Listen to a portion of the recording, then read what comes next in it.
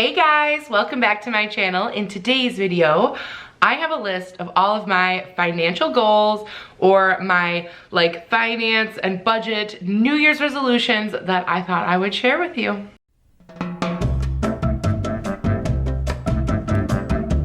Alright, if you're new here, hi, I'm Claire. Welcome, come on in. If you like what you see here, be sure to hit your subscribe button down below. I do a lot of budget content on this channel. It's really just the way I live my life. I'm here for a good deal. I know every year everyone has their New Year's resolutions, whether it's to be fitter or read more books or whatever it might be. I always like to make a list of my financial goals or my financial New Year's resolutions, just some things I want to do that has to do with our finances that I want to accomplish in the coming year. And if you don't do this, I definitely think you should. Obviously, not everyone's situation financially is the same. Maybe I can just give you some ideas of some things you can accomplish this year, or, you know, make your own, whatever it may be. I just thought it might be helpful to share. All right, and getting right into it, the first resolution and goal I have for 2022 is I would like to find another stream of income. Now, I don't know if this is going to be totally accomplished, but I'm gonna try. Now, my husband, he has a 9-to-5 job. He's an engineer. He's doing his thing. He doesn't need to bring in any more income. He works very hard and that's all fine and dandy. However, myself, I like to have a few irons in the fire. I have a job, I'm a dog groomer. I work 1 day a week at the salon, and that allows me to take care of the family and the life admin. So I make a very small amount of money on the 1 day a week that I work. I've also recently started making some actual money here on YouTube, which is huge for me. I mean, guys, there's almost 500 videos. I've worked for 4 years on this channel. It's about time I got a few dollars back, am I right? But this year I want to find something else that can bring me a little bit of income. It doesn't need to be large, but I like the idea of having multiple streams of small amounts of income, and that's a way that I feel like I can contribute. I would like to look into cryptocurrency. I would also like to look into maybe freelancing a bit. I'm not sure how that would go. Again, I don't know if I'll make another stream of income, but I want to seriously consider and look into lots of things. Possibly designing or selling something, I don't know, like a planner or a budget planner or something like that. I have a lot of ideas, so I would like to further research getting another stream of income. All right, my second financial goal for 2022 is I would like to restructure my money just a little bit. Now that I'm getting money coming in from YouTube, I mean, it's not like a huge amount, guys. I can't like pay the mortgage or anything. However, it's starting to increase steadily each month. I would like to put that money aside completely and not use it. I think it's really easy when you start making more money that you just alter your lifestyle slowly to spend it. You know what I mean? Especially if you get like a $2 an hour raise or something. It's not like enough money to drastically change your lifestyle. You just like might go out to eat one more time a week or whatever. And like, then it's almost like you didn't get more money in the first place, you know what I mean? So I don't want to alter my lifestyle as that paycheck starts getting slightly larger. So I've decided for the entire year of 2022, I'm gonna open like a sub account. I love like separating your bank account into like sub accounts. And I'm just gonna put all my YouTube money in there and set it there. And then at the end of the year, we'll decide where it goes. My third goal is an easy one, but one that I always make sure I write down and intentionally think of, and that is to keep our credit card balances at 0. We are this way anyway. A few years ago, like a while back, we used to be the type of people that would run up a balance, but we got out of that habit. I actually, you guys, I know this is crazy, I pay our credit cards weekly. I don't pay them monthly, I pay them weekly because that is when my husband gets paid. He gets paid once a week, and I put all the credit cards at 0 every single week. And that works great for us. We don't have a balance. I don't have to worry about it. So I know that one probably a lot of people, you know, if you don't already have them at 0, it's kind of hard, but make a plan to get those credit cards down if you have a little debt there. All right, my next goal, goal number 4, I actually opened an IRA last year, an independent retirement account. I'm really happy about that because as a groomer slash stay-at-home mom slash YouTuber, I don't exactly have anyone putting money in my 401k for me. It's not a thing. So I opened my own IRA. It's a Roth IRA if you were curious. And I have been putting $100 a month in there just because that's what I had kind of enough to put in. I know you should strive to put more in there. However, my husband actually, now he's been at his job for a year, so he can now open his 401k with his job. And we're really gonna try to get serious now about our retirement plan. I don't think by any means we're gonna have millions of dollars when we retire. We don't have the disposable income to just do that. I think it's great when some people can like put half of all of their earnings into retirement, like good for you. That's not gonna be the case, but I am going to increase it, and that is my goal this year. Instead of $100 a month, I'm bumping it up to $125 a month into my personal IRA. And of course we'll have Gianni's, you know, 401k on the side as well. So whether you can put $10 a month in yours or $500 a month in yours, it's never too late to start saving for that. All right, that ties in with number 5, because my number 5 is to have my husband finally open his 401k through his job. He got this job, it was like a year and a half ago, but then you had to like wait for the right quarter and all the stuff to open it up and, you know, all the red tape. Anyway, he gets to open his 401k, and we have made the decision that we are going to max it out. We are going to do the absolute top contribution that his company will match, because you guys, it's basically free money. And if you really can spare the extra percentage of your paycheck into that 401k, if you have a match, do it. It is free money. So we will be doing that. So that will decrease my husband's paycheck by a little bit. But I've calculated it all out, and because he did get a small raise when he was there after his 1 year, I think it'll probably be okay. So we are maxing it out, so make sure it's a good time of year to review. If you have a 401k with your job, you know, take a look at it, make sure that you are you know, contributing that maximum match amount if you can. It's just a good time of year to review all that stuff and see where you stand and make any changes if you can or if you want to. All right, my next one, this might disappoint some of you guys. If you follow me like hardcore, you'll know that we've been saving money to redo our bathroom. This house was built in 1959 and the bathroom has not been touched since then. And like the cabinets are falling apart and the sink is rusty and like it really needs to be redone. And we've been saving for this, and that money's just been sitting in the bank waiting for the right time.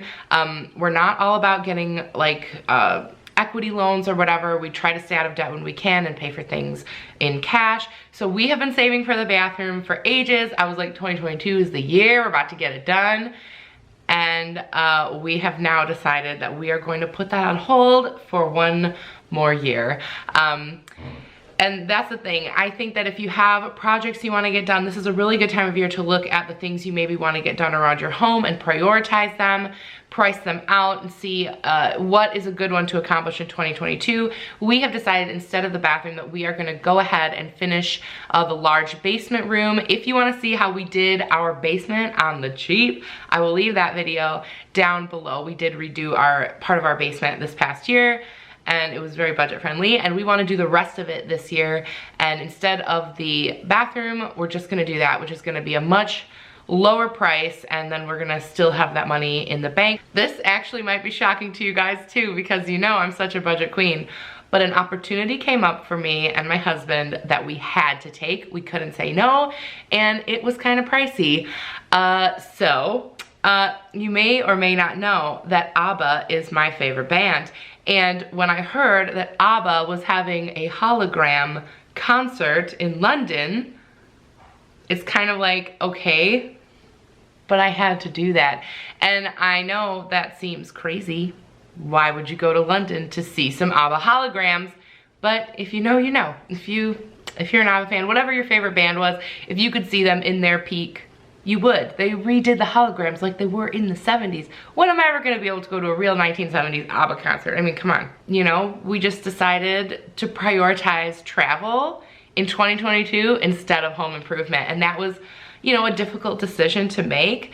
But you know, this pandemic has been long and difficult, and it's made me reassess a little bit what's super important in life. And like, yes, the bathroom is important, but right now for us, getting away, seeing the world, doing something I've always wanted to do, that's important too. So everybody cross your fingers that the world will still be here in June. And you know I'm gonna vlog it and take you all with me. So I guess the number 7 financial goal is that we're gonna save $5,000 for our trip to London. Now, the trip is already paid for. Like, I already paid for the flight and the hotel, but I want to be able to do all the things I want to do when I'm there. I have an account for our anniversary vacation, I have an account for the bathroom, I have an account for the basement, and I allocate money to those things automatically. And now we've just added London to the list. All right, speaking of allocating money each week, next, number 8, we're going to talk about how some of those figures have changed,